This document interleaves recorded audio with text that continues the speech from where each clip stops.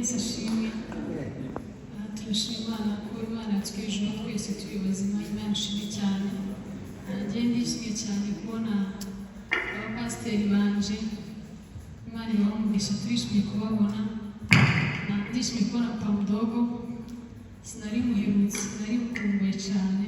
Imana iguhe umugisha. Hanyuma ndashima Imana, kirika Imana iguhe umugisha kuba mpaye umwanya.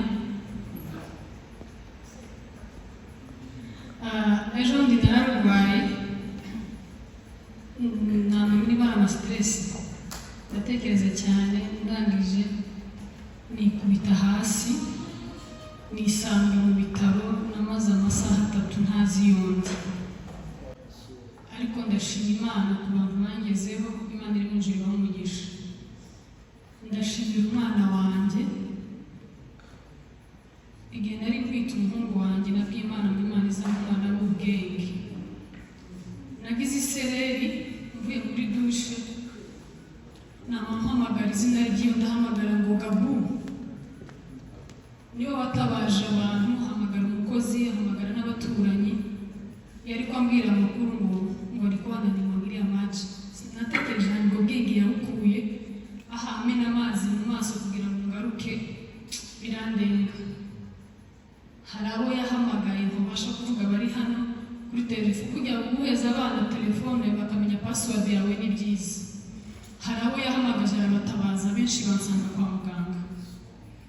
Imana imuhe umugisha. Ndashimira Napoleon yangezeho, iwe na Revera Kado baransengeye, Imana imuhe umugisha.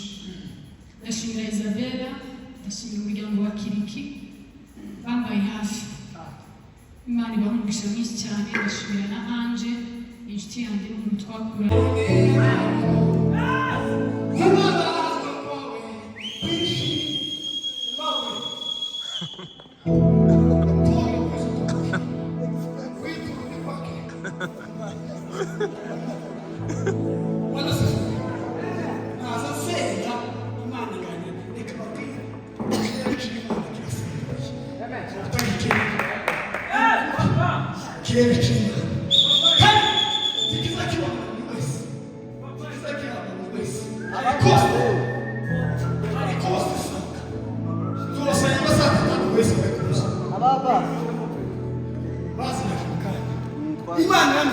kuba bazwa kwawe